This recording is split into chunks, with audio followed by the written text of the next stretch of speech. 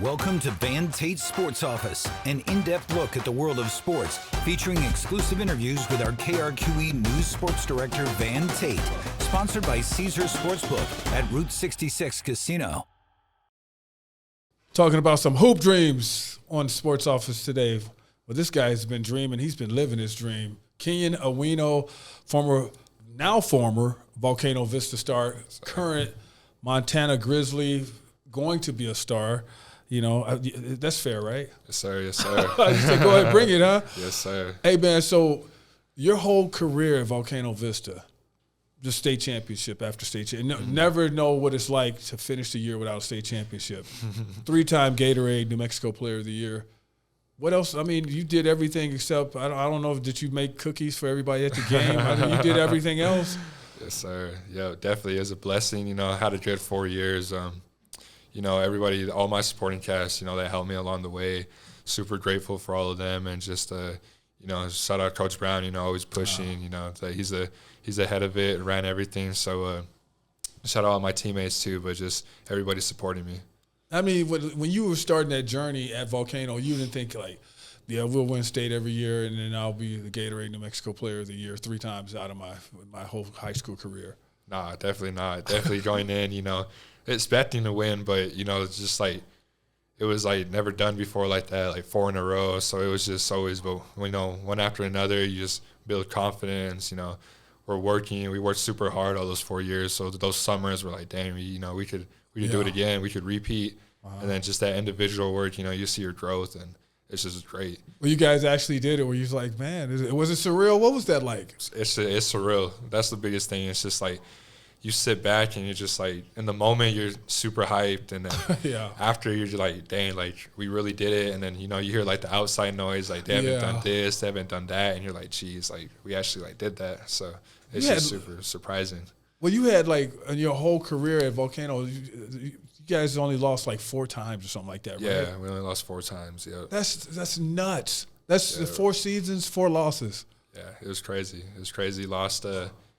Cleveland got us twice, sophomore, junior year, and then we lost to 2 Cali teams this past year. So that was really that tournament really helped us. You know, coming back, playing those Cali teams, then coming back here, just gave us a lot of confidence.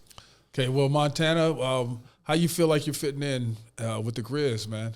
Feel pretty good. You know, it felt great. You know, during the whole recruiting process, just felt that they were like my best fit, I could get the best playing time there, the best opportunity. You know, all the coaching staff, all the players, super cool. We're all, you know, it's like Volcano, you know, really good culture. Yeah. We're all, you know, together. So that's what I like about them. What was being recruited like, man? Because sometimes it depends, you know, on the hot lamp, how hot it can get. Were there ever times when you're just like, man, just don't call me anymore. I'll call you all when I'm ready.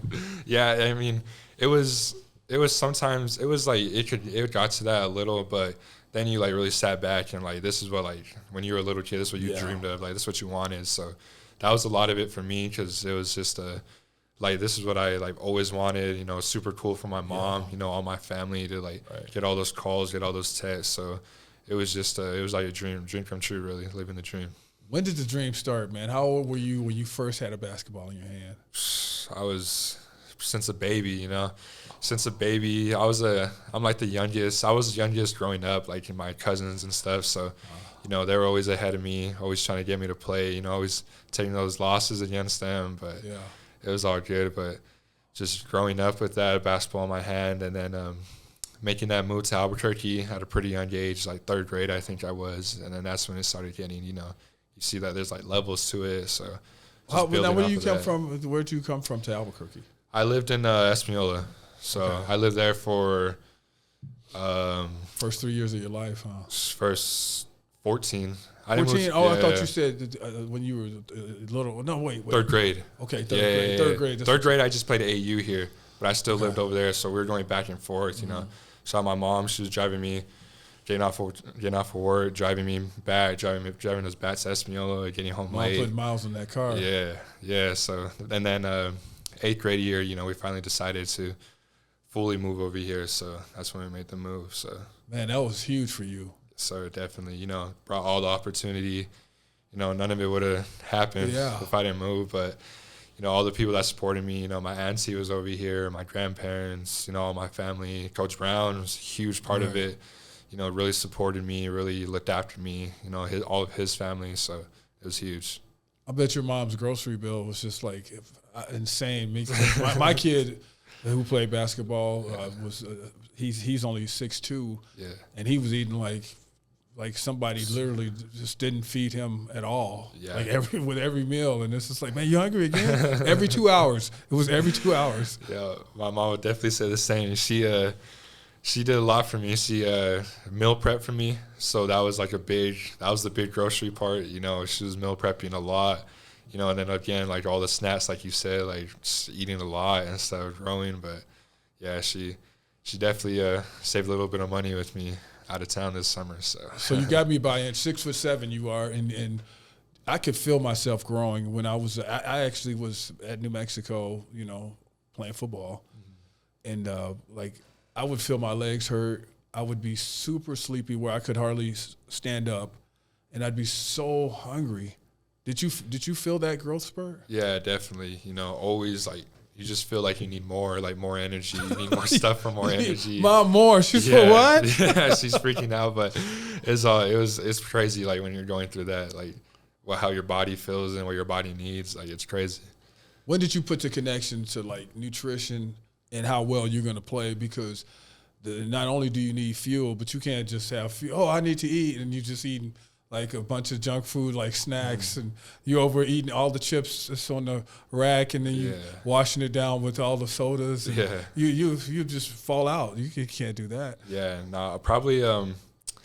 I say probably about like the beginning of freshman year, like that August, September, because you know, Coach Brown was a huge part of that. You know, always preached to us like about our nutrition, all of that. So just really believing in it, getting bought into it, and then just after like literally just like a month, I saw like a lot of progress. I was thinning out. I was getting a little more muscle. So like then you just believe in it like fully, and then next 4 years, like you know, just having that meal prep, having just a lot of water, like trying to cut down on sugars, all that. So the conversation is just getting started. We have more on the other side. As far as how do you think you're going to fit in? Because, you know, you see all these different things about recruits when they're coming in and stuff like that. And you know, like I see glowing reviews of you like, oh, this guy's going to play right away, this and that. Yeah, just going in, you know, my mindset before the whole going in, you know, talking with, you know, all the coaches here, you know, Coach Brown, Keody, all my assistants here, just going in and, you know, believing in yourself, you know, believing in, like, your work, trusting in all the work I put in before, not going in scared, you know, trying to go in with, like, as a freshman with that, like, chip on my shoulder, you know, trying to prove myself, trying to prove to everyone, you know, because, you know, a lot of older guys on the team, so just trying to, you know, fit in, not do too much, but be aggressive and just, like, prove to everyone why I'm there, so. I looked on your roster and saw a guy named Money, man. Yeah. I was like, whoa, all right. Yeah, he's tough. No, it's crazy because my freshman year at Volcano, we had Jaquan, lefty, and we called him Money. Oh, okay. So, like, having you got another one. Yeah, it's crazy. So it's just 4 years of winning with Montana. Is there going to be another Kenyon Aguino comes, and all of a sudden we can't do anything but win chips, man? Yes, sir. Hopefully we try, work for that. You know, team's looking really good. We worked really hard this summer, you know. All the coaches are pushing us, our strength coach pushing us, so we should be really good again this year. Have you looked at the schedule, and is there a team on there that you said, like, man, I can't wait for that one? Yeah, definitely. You know, they had a 1 and 2 last year of Northern Colorado, so having that competition, Sac State, you know, with all their little new additions and stuff, so that'll be pretty good. But, you know, when we get our conference schedule out, it would be pretty good too. I think we play Stanford our first game, so definitely an ACC team, go in there, try to prove something. We played Louisville. That would be a really good game. Just all these high major games, you know, circle, you try to prove something, you know, because just have that go again, go chip on your shoulder, try to prove something to everybody. So, what's the dream for you, man? What do you hope? Where you hope all this is going to go? Just play as long as I can. You know, just be healthy, play as long as I can, have a really good career. That's my dream. just make a lot to be able to give back to a lot of Yeah. people. So that's really the big dream. What about like your major? Where did you decide? I decided as a business major, business and finance. So I'm there, bounced around between that and sports medicine. Okay. Chose business in the end, but it'll be I think it'll be a pretty good major. Pretty good classes with that. Whatever is in you is going to come out, man. I have a little story about me being a business major, but when I was a little kid, I used to make these fake newscasts, and I forgot all about it. Yeah. So for some reason, when I was at school, I changed my major to journalism just out of the blue. Yeah. So that's what I'm saying. Whatever that little kid is, Yeah. it's gonna come out of you. Do you now? So do you have what are like some of your outside interests? Because like a lot of people don't know you past the basketball court because you always came off like kind of. You seemed like you were shy, but you don't seem like it now. Just talking to you. But we don't know a whole bunch about you, man. Oh yeah. That's what everybody says. Come off as a little shy person, Yeah. but like my family would say like they can't like they used to when I was younger they used to like pray like tell me like just stop talking like you're talking too much. But Oh, so you were I was a back chatter, then. yeah. So but now Chatterbox. all my friends would say that I was super loud with them. Like Coach Brown would say I was probably the loudest on the team, like trying to just like be a jokester, but Man, this is new to me. This is new that's what everybody information. says. Yeah. That's what everybody says. But all my friends and stuff will say, outside interests, always hanging out with them. We were always with them, hanging out with family. Of course, kid play little video games here and there. But What else you like to do, man? Like you video games and what? video games. Probably just a little. Like last night, I was literally just with some of the team here at Topgolf. Like those little things, go to main event. Like just little like activities with my friends. That's pretty what it is. Did you ever play anything other than basketball, or was just all basketball all the time? Nah, growing up, I played like football for just a little. Played. So you got that first hit, huh? Yeah. And then mom's was freaking out. Yeah, she was like, "That's my baby." Yeah, she was like, "Nah, that's it. You only got 1 year of that." So I was like, "All right." And baseball, I used to play baseball a lot growing up until I was maybe like 10. What position were you playing in baseball? I was playing. They had me at first a little, and then I outfield. I think I played like left field. So Oh wow, man, that would be fun to see you playing baseball. yeah, I was. But to see you playing football, where do they have you at on that? Well, I played tight end and DN. That's my Yeah. tight end. So I was little then, and then that's it. I think. Yeah. And then you knew, like, did you go a whole season in football? And your mom said no. Yeah, went the whole season. And next year came around. She was like, "No, I think you're done with that." I was like, "All right." Did you take any hits or something like? Did you take some big shots or? Nah, not really. Like we were little, so it wasn't like that crazy. Like I think I was 4th or 5th grade, so it wasn't like too like everybody wasn't like hitting each other. But Were you always a big kid? yeah, pretty much, yeah. So maybe she knew something was coming up with basketball. Yeah, Like, hopefully, yeah. And it was pretty hard because we're still living in Espanola, and I was playing here in Albuquerque. yeah. So like those practices, that drive was a little long. So trying to just commit to one thing, but it all worked out. So They did work out. Yeah. And who do you pattern your game after? All those kids growing up playing basketball, they got somebody they're looking at. yeah, growing up, I was always I was a huge Kobe fan. Kobe was like my idol. So like right now that I'm actually like during high school playing, fitting into my position and stuff, I try to keep his mentality, some of his moves. And then like during high school, like a big part was since my freshman year, Paulo Banchero. Okay, yeah. I like loved him. Always watched his highlights before games, so he was like my biggest influence, so yeah, him, KD, everybody tries to be that little hang dribble stuff. Yeah. Him, Anthony Davis. Because I'm a Laker fan, so once he went to the Lakers, I was, all over him. So You just like his game. You don't like his game on the bench, right? The street clothes. nah, hate when he's injured. A lot costing us games, but Man, yeah, he's seen a lot of injuries, man. And I know he's got to be frustrated from that, because definitely. you always want to play.